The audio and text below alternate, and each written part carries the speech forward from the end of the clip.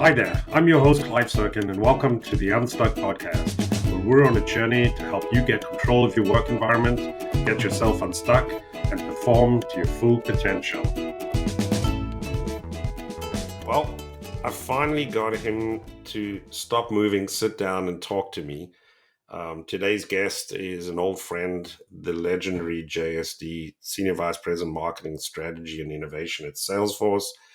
A big Unstuck welcome to you, sir. Please join me in welcoming Jon-Suarez Davis. Thank you, sir. I can also say off the bat, I'm super relieved that my good friend actually knows my name because, as you know, Jon-Suarez Davis is my name, but everybody calls me JSD. And I have had good friends, or at least I perceive them to be good friends, that have introduced me in various formats as Juan Sanchez Davis. So it warms my heart, Clive, that you truly know my name. You know, listen, I've spent a long time with JSD and AMSD, so I know the drill. I know the drill. So I typically start a conversation with a guest about their careers because the choices you make, and you've made some interesting choices and you've had a terrific career, but the choices one makes in a career and the choices you choose not to make and the choices that get made for you always lead to a critical life experience. And as I look at your career, and this is my assessment, feel free to re-articulate it in the way you see it. But it's like, as I think back in your career, and I met you early on in your career in the first phase, which was the agency phase. So you had the agency phase, you worked with some terrific agencies. And then you went into what I would call the sandwich, which is two slices of big company with a startup in between, being Kellogg's and Salesforce with cracks in between. Talk to me about that journey, and as you look back as an old man now, a graying, slowed down old man, like as you think back, lessons learned, commonalities, choices you made. I'd love to get some reflections. Yeah, Clive. Well, you've referred to it as the sandwich, and I've kind of often referred to it as the three-part narrative, right, of the career, starting with the agency side. And we've jammed on this over the years. I still go back and still feel this way, today, that starting out in the agency side is just the best training ground for multiple paths in career, right? I mean, first and foremost, you get to understand and you kind of get to peek under the covers of what's truly going on with your clients, and to be able to sit in that perch, right, and truly understand how some of the greatest companies are run, maybe some of how the worst companies are run, and all in between is priceless. And I think that's that was always my key takeaway from the agency side. The other part is just the understanding and really the appreciation of the fine art of doing great. And I will say this, advertising, right? A lot of times, sometimes that comes as a bad word or it's put in a strange light. I'm super proud to say, that not only work on the agency side, but I was a part of, had the opportunity to be around brilliant people that did advertising, and there's a reason why it's so incredibly powerful, and it's a reason why it connects people with brands at a scale all over the world, with billions and billions of dollars behind it. And I think I took those understandings or that appreciation, quite frankly, that training ground. And as you said in the sandwich, we went over to Kellogg's, largely, I will say it, at the direction of one of my mentors being you, as to move, right. You want to stay uncomfortable. It's the other thing I kind of learned throughout this the sandwich that you're referring to, is that anytime that you start to feel comfortable, that can be one of the danger signs that that you're not growing. And so, jumped over to the client side, to the brand side, to the buy side, if you will, and over at Kellogg's, and there, what I learned was that you really can, like, any one person with the right team can change really everything. And it seems like, I don't know, some, such bullshit hyperbole, but it's true. I mean, it was 100 and, well, in the time, the time I joined, it was 103 years old, if I remember correctly. And we, at that time, we've got the license to, build that, what was it called, Clive? Shit. CCO, commercial CCO, I capabilities, remember right? that. The acronyms. And but it's fundamentally building right new muscle, new competencies, new capabilities, primarily right in the funny to say this, in the dawn of the digital age. And sure enough, I mean, we were able to bring in people. When you bring in the right people, the team, you can have an incredible impact on an organization. And that kind of was new to me. I thought that mountain, right, was maybe always too high to climb, if you didn't, it's just too much. But there again, I learned that holy shit, if you truly have a vision, and you do, really most importantly, I think, have a clarity of the people that you need to bring in, the people that you want around you. So critical. That's right? so critical. Yeah. So that was the key part there. And it's interesting because that's, again, I think another major time where you and I, engaged, is that after, or coming up on my 7th year at Kellogg's, things are, I mean, it was fantastic. I mean, I truly did love the people, love the organization. And I remember thinking at the time, well, maybe there is no sandwich. Like once you're at a big CPG, you just try to roll it, and you roll, and you just go to the level that you want there. And that's when Crux, at the time, the DMP, the data management platform, and an unbelievable, incredible gentleman named Jon-Suarez, who I'm sure I'll weave throughout the story, said, would you come over to this startup? And at first I said, well, thank you, but no. I mean, I'm here. I'm in CPG. I'm at a big brand, and an incredible company with great people. And it wasn't clear back then, right? The startup path, or what you do, especially for a boy, Midwest, schlepping it over in CPG. And I actually remember another interaction with you is like, because I went to a half a dozen or so people, and a couple of them said, no, why the hell would you go do that? Some startup, high risk. And I remember having a conversation with you. You say, yeah, mate, you should, take a look at that. Grind it out, struggle with it. Don't dismiss it. And, I made that leap. Yeah. It's interesting. You alluded to this earlier on, and I had the same experience, which is when you work on the agency side, and then you had the similar experience when you moved over to Crux, and certainly at Salesforce, is one of the wonderful benefits is you get exposure to a very broad range of companies, and a meaningful exposure in the sense that you really get under the covers, and you get a sense of how they operate as a collective and the individuals within it, and you get a real sense of the good and the ugly. In my experience has been, and I suspect you have a similar experience, is sadly, certainly on the ugly side, is the same reoccurring sort of themes keep coming up. And I've always wondered, I'm scratching my head, and part of the reason to do this podcast is to sort of provoke a conversation.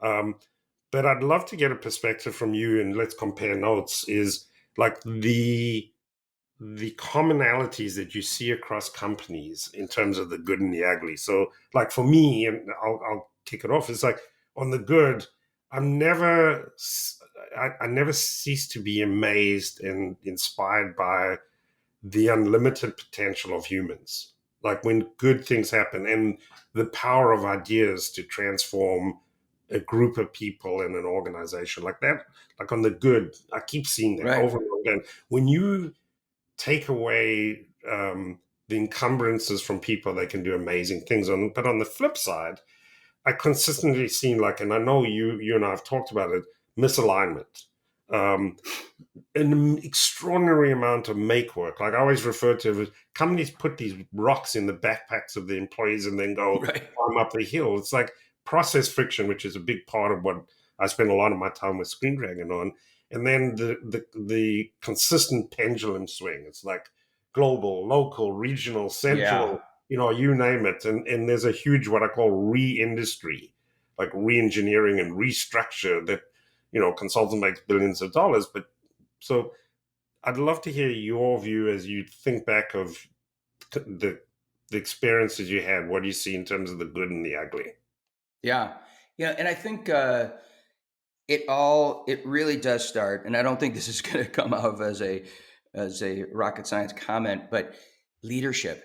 I mean, just Clive, again, as you said, spanning, now 3 decades and across, and I think it's even important to set this up across large multinational enterprises to mid market to SMB, small medium business, to CPG to health life sciences to financial services to manufacturing, from geography. I mean, across all those different areas, the thing that continues to rise up to the top for me is leadership. And I'm always amazed at just the amount of impact the leader, usually a leader, the leadership team, and how that just it's on the pendulum, right? Any small movement at the top, right? And you think about the pendulum and a triangle, like, and how much it impacts the whole student body. And that's why when you brought up alignment across all those areas, the ability for leadership to truly articulate that vision or that mission or whatever framework it is they use, and then really like mano a mano, right? Alignment. Clive, like, here's what I'm saying now. Jon-Suarez says this thing, and again, I told you I'd weave him in on here. He's like, I'm going to say it. I want you to say it back. And it's not being petty or anything like that. It's actually a genuine, like, this is what I believe. This is what's important to us. And I'm going to say it.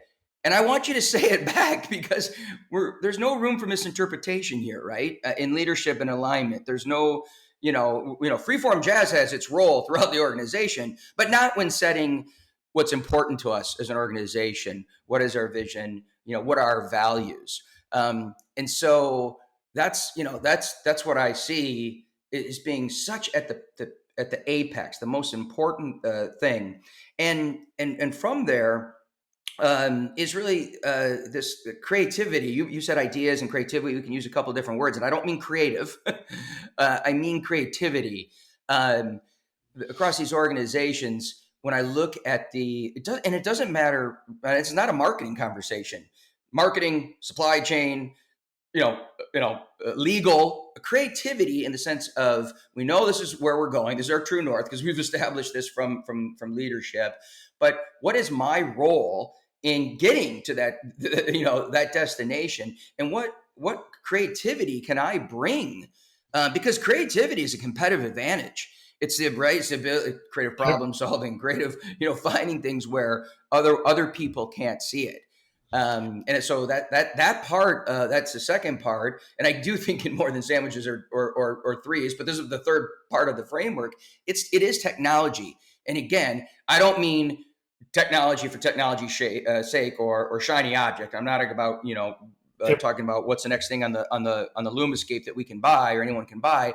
I'm talking about how to use, again, like creativity, how are you using technology, innovation, right, to, again, find your way to that true north. So it's about leadership. This intersection of leadership, creativity, and technology is something just fascinates me.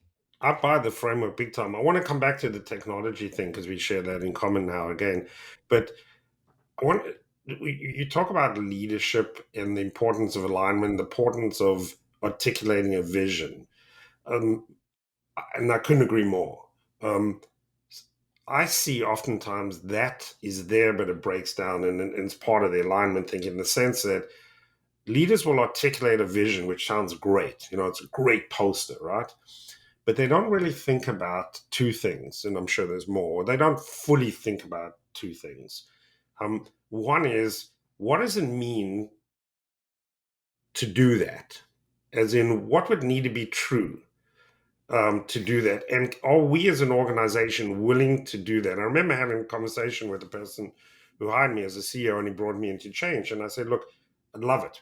Okay. I believe that you want change. I don't believe that you have fully thought through the consequence of that change. And I said to him, I said, there's a direct relationship with speed and size of change and whining in the organization.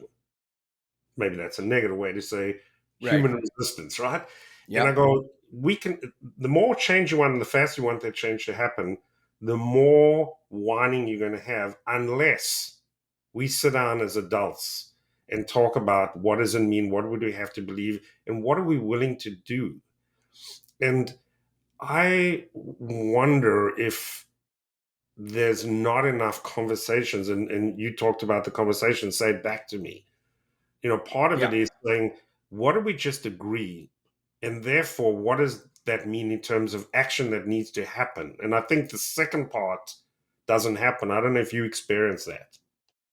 Oh no, without a doubt, and no, absolutely, Clive, and I think I there's a when we kind of throw out or I'm throwing that framework of leadership, creativity and technology within just that leadership area, right? You've unpacked that to a very key components underneath, and I think again, um, uh, some of the large companies we have experience with, there is that drop off. I mean, there is a vision, it's documented, it's been developed, it's been crafted, developed, distributed, promoted, but there's not action behind it. There's really not a reason to believe, backstopping it.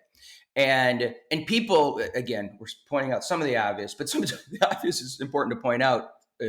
Sadly enough for us at times, it's obvious to people, right? The people in the organization, sometimes again referred to the student body, they look at it and they see it, but they know there's not a backstop, there's not action. And Yep. this goes back to my leadership point.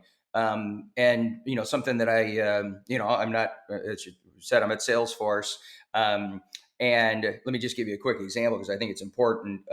We have our values at Salesforce, of trust, customer success, innovation, equality, and sustainability. And those 4 out of the 5, I just say 5, and better make sure I get this right in the podcast, have been there for years and years. We just added sustainability. And the reason I'm bringing this example up is because through that process of bringing of adding a value, it's not a 3 people in a room, sustainability, what do you think, yes or no? It is literally, it's brought into our entire planning process, 80,000 people, and there's debate and there's discussion and there is pushback, and it's open and it's transparent.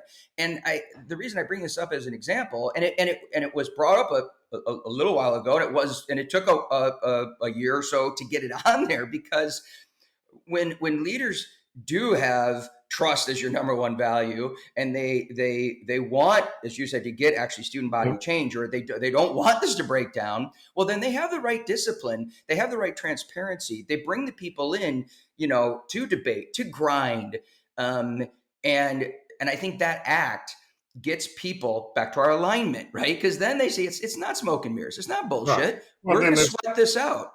right, and there's a sense of ownership. Like for me, I think this is where we're going as a company. If you don't buy that, that's fine. Then there are plenty of Absolutely. places where you could be incredibly happy because you're talented. But conversely, if this is where we're going as a company, let's have a real ongoing conversation about the reality of executing against it versus either going, we all know we can't go there based on what we currently do. So you get this passive resistance kind of stuff happening. And you get Absolutely, this yeah. But if you which don't, kills. yeah, and that's kind of my point about saying, like, in the example I was giving you with sustainability, in that debate, in that pushback, that's where that dialogue happens. Okay, we want to put it on a value. So what does that mean? What does that mean? What has to be true? What are we going to do? And to your point, like, so we have the trillion trees. Like, there had to be action. Where Salesforce is part of putting a trillion tree goal, planting a trillion trees. That means we're going to have people that are in charge of sustainability, but they have teeth. They're on the leadership. They are part of the business. What does that mean? Well, that means there's going to be investment. To your point, like wherever it is you're going to go, the company needs to understand and buy into the fact that there are going to be resources, that it's not just lip service, that when we say something, we are going to have the conversation and all these things must be true in order to do it. And you all have to be aligned. And if you're not aligned, man, Clive, that's totally cool. It's a big world, a lot of different opportunities out there. Go do something else. If you're on this train, then This is the train's really taken off. Couldn't agree more. You mentioned, I said I wanted to come back to this. We both work with technology companies, you for an iconic, massive, game-changing organization, me for a tiny little minnow. But I'm late to the game as usual. I'm early stage technology. You've been in it forever. But my feeling is there's a ton of technology out there, and there's a ton of investment in technology, and there isn't, on aggregate, the kind of return you would expect behind that investment. I'm not saying aggregate. There are an extraordinary number of exceptions to the rule. And I'm trying to get my head wrapped around what is different in the exceptions to the rule, because the financial return is so significant. And as I talk to clients of Screen Dragon, and we're in a different part of the equation than you, but it's essentially helping people move through workflow, Right. Helping make process less painful, and ideally enabling, and to take the rocks out of employees' backpacks and to remove what I call process friction. And I see often that companies buy technology without really thinking through what it means to get the best out of that technology. And I see sometimes technologies that is designed to indulge itself. So look at Right. me, I got all these bells and whistles, as opposed to truly serve the human and help them get their way. I'd love your Absolutely. reflections on how do companies get the most out of technology? Because I know, with the suite of products that you guys have and the platform you have, it can be a game changer to the clients that you have. Yeah, absolutely. Well, it's interesting because this is a topic that, some of my good friends, again, through the industry, we jam on, because it kind of, again, if you've been in it for the last 3 decades or so, I'm just generally time stamping. There's a massive tipping point. And again, we can argue about, and we do argue when the tipping point was, but X amount of, let's just say 15, 20 years ago, right? The technology curve was such that just basically people buying, deploying and using technology had such a game changing effect on so many industries, right? And the technology was still in its kind of mature state, early enough where just any human in the processor were so broken, and again technology had such an upside that again deploying insert numerous kind of technologies really did yield incredible productivity. However, at some point there was a tipping point where the technology just significantly advanced, and where human process, corporate, I should say, corporate processes, protocols, discipline, go back to leadership, did not.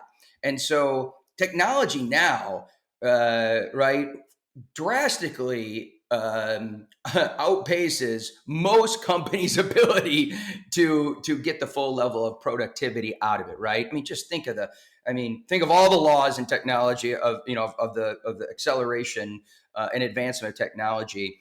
And so what I have seen across the board, and it kind of this is how we start this conversation, the companies that are truly transforming themselves, and I'm not using that in a hyperbole statement, I'm literally saying that have transformed themselves, and there have been many, through the correct usage of technology, have done it through an incredibly methodical process, Clive. I mean, at the end of the day, most transformations and most technical advances happen because the institution has clarity, go back to our statement, of what it is they're trying to, what their ultimate goal is, how they're going to solve it.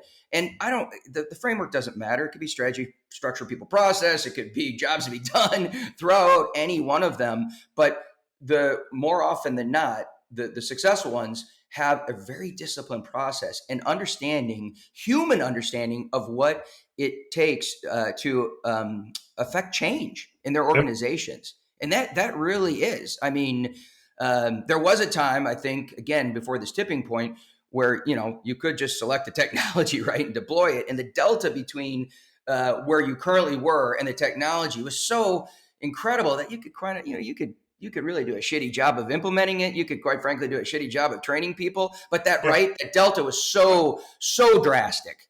Right. Now, that margin of error doesn't exist anymore. That margin of error. Yeah, no, that margin, not only does it not exist anymore, or it's not as much, it probably literally almost doesn't exist, right? Because the companies, if I may, just for a second, if you, the patch that we've navigated a lot in marketing, I mean, just think about the ability now to use artificial intelligence or, various, machine learning technologies to just get even a little bit incrementally better on real-time insights or, more relevant message delivery, or, I mean, my God, even basic things like, okay, listen, I can bring in data points now in real time to know that, weather is affecting a certain region in a certain shopping area. I'm going to pull demand, demand driving tactics. Like that stuff is just table stakes now. But the ability for companies to actually to action on those is the barriers are internal processes, the barriers are internal capabilities, the barriers are expertise. Those are the barriers, not the ability to write a check and implement, insert any piece of technology you want. Couldn't agree more. And as you talk about AI and machine learning, you spend I'm sure a lot of time with a lot of smart people talking about what's next. What's your sense of what next? So is it, don't worry about what's next, focus on what now, and machine learning and AI is this massive thing, and instead of throwing the terminology out, really understand what it is and what it means to you and what to do with it versus, as I always used to go nuts about random acts of digital. That's just changed to now random acts of AI and machine learning. But what's your sense of what's next? Well, and it's interesting because the way you started that out, and this is something I feel really strongly about, and it probably goes back to the fact that, to your point, I do have the perch where I see how a lot of different companies are, their point of view on this, and the people right within those organizations is really more the people. And I can't help, but I'm always perplexed at this continuum of people of the extreme points of view. There's the one on the innovation side, right, that are just all in on innovation or the next shiny thing, and that's really all they care about, and they spend a crap ton of time talking about why the old school doesn't make any sense and they're dead. And then you got the opposite side, though. There are those, and they're very vocal, that are like, oh, every new shiny thing is just it's just that, it's just a shiny thing, and if we would just focus on the basics. Nothing's ever changed, right? It's just new flavors, right?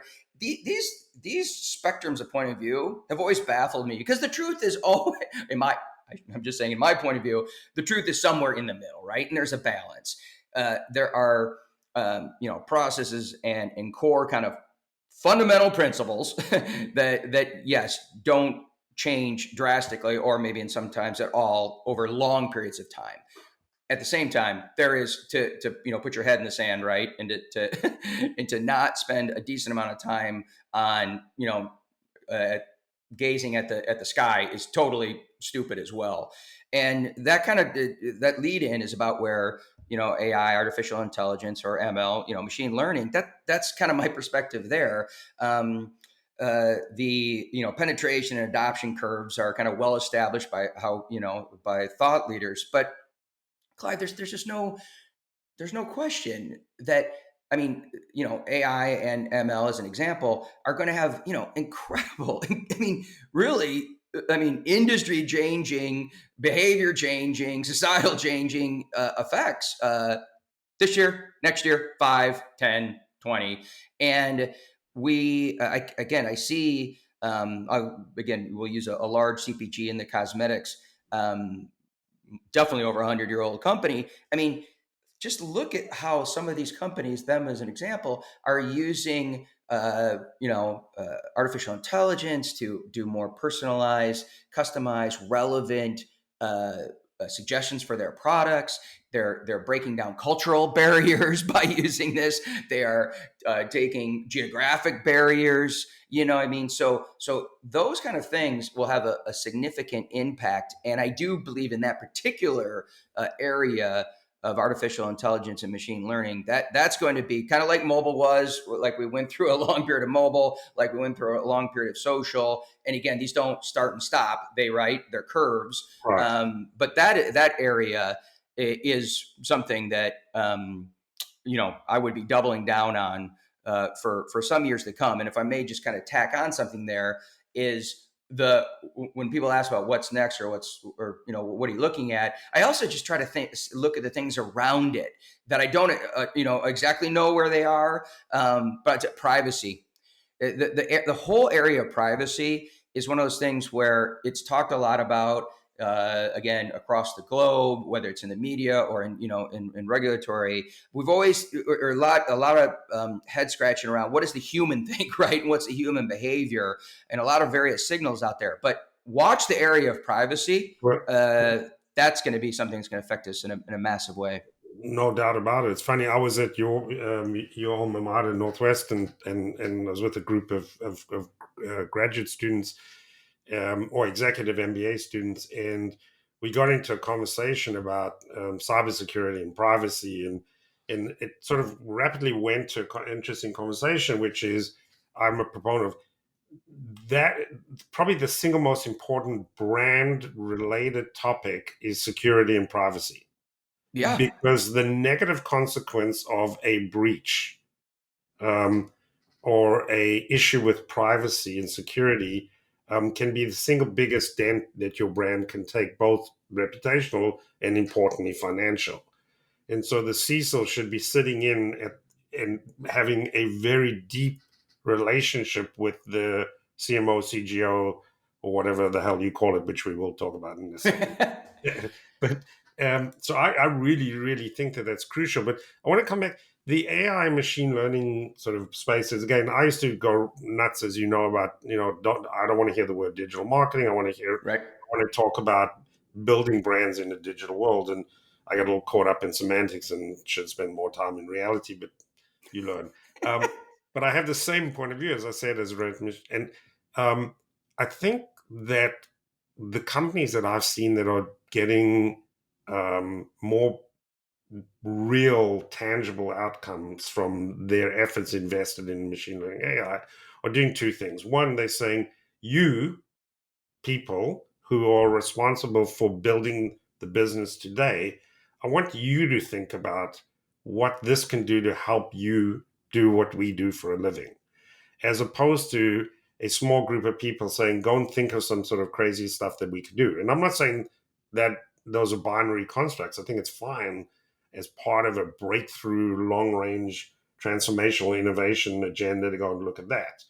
But as it relates to sort of bread and butter issues of, I always feel like the business should get charged with looking at it. And it's like, at Screen Dragon, our job is to help companies move a brief from a thought and a need to a piece of content on the other side. And it may not be as sexy, but using AI and machine learning to go, I recognize what you're doing. I think these people could be useful to you because I know. And I think you've done 6 related projects that are similar to this that you could learn from, are maybe not as sexy as some of the other things that I've seen from an AI and machine learning perspective, but that, boy, do they add value. And so Sure. I always feel that sometimes you tend to drive past the less sexy application of the new sexy thing and miss opportunities. And I don't know if that, Without a doubt. talking to myself, which I do. No. Yeah. Excuse me. No. And you know the kind of innovation or investment framework of like 70-20-10, right? We've heard it applied to media, we've heard it applied to innovation, or however you want to apply it. It applies to tech. In my point of view, it applies to technology. I mean, 70% of the technology conversation should be focused on what are the immediate practical benefits of deploying Screen Dragon or deploying Salesforce or deploying insert what have you. And we're tying this through our conversation because that 70% can have the here and now effect on your business. And there's so many ways, right, to improve your business here and now, from driving growth to increasing productivity to automating, etc. That 20%, right, in the model is like, okay, let's go a little bit out here on the balcony and what are some areas, right, that are more at the tip of the spear, but we still have a kind of clear line of sight to your point around how they're going to help our business. And then 10 is moonshot, or again, you can mess around with these numbers, but that you save that 10% or what have you, total moonshot, blue sky, and that's okay.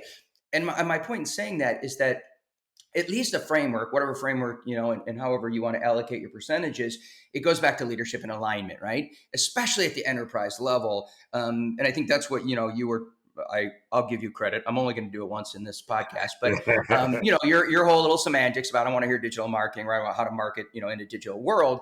I believe that was a lot of the undertone of that is it we can use analogies or frameworks, but to help just people focus, get aligned and focus. I don't want you spending 90% on moonshot. I need this framework on my team, right? And that's where I think it really, it helps. And just one quick follow-up on that, people always, including myself, always underestimate that 70% and the ability to make a tweak here or there, change a process, change a behavior, change how you use technology. And you only need to move the dial on some of these things a little bit to have a massive impact, not only in the here and now, but setting up the sockets for success. People think you need to, do huge acts of movement to have an effect. And I really feel that's one of the pitfalls of most people in companies right now. Is they have not properly calibrated how little actions can lead to major impacts across their organization. I think that's a huge point, and I think if companies spend time thinking about just this last point, there's a ton of value to be had. Hey, I said I wanted to come back and talk about this, but I had this thought, which is not often, while you were talking, which is, I don't want to do this because I want to do it. I want to dedicate a whole podcast to this. And I've got a couple of people I want to join us. So I'm committing you to another follow-up. But all right, love it, because we're getting close to time, but I'm gonna tease it, which is, when we were having a conversation before we went live, you used a phrase which I should have written down, and you'll correct me because I love it, which is like smart people getting wrapped around an axle over acronyms. Was that? Yeah, that's exactly right. Yeah. And I freaking loved it. But I want to have a conversation because you're intimately involved in the CMO world through the CMO club, and I want to come back and have a conversation with you and a couple other people I have in mind to talk about how we don't get caught up in the axle over acronyms and CMO and chief commercial officer and chief experience officer and all that, because I think there's a lot of learning there and some real tangibility when you get beyond the acronym to what is the impact and role. So I'm committing you here live in front of a lot of people to say you're coming back. You got me. We'll do it. We'll do it at Gull Lake. Yeah, that will be. Yeah. And you're gonna have to, man. Yeah, we're gonna have to get off the soapbox on that, because that is a hot, the acronym soup, and we'll even further tease it. The amount of time spent, really smart people debating brand versus performance marketing or product, like, holy shit, Clive, like, I mean, really smart, wonderful humans, compensated incredibly well. It's fascinating, right? The different perspectives. You would think there's Venus and Mars. I'm pretty sure, I don't spend a lot of in bars with CFOs or supply chain heads, but I'm pretty sure they don't come to fisticuffs arguing if the CFO title should be changed, or if there's, I'm almost positive they don't. So I can guarantee it. I can underwrite it. All right. So it's a date. We're going to make it happen. Always fun and challenging and interesting and provoking to hang out with you, my friend. Thanks for making time. I know you're an incredibly busy guy. Jon-Suarez Davis, Senior Vice President at the big and wonderful Salesforce, and my old friend, emphasis on friend, less so much on old, because you're looking good. Thank you, Clive.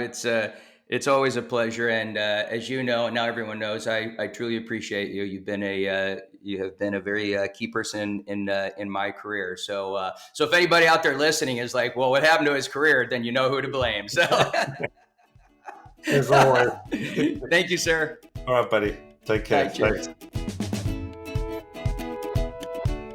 This podcast was brought to you by Screen Dragon. We break down barriers, make work flow, and unlock talent. Visit screendragon.com to see our software in action.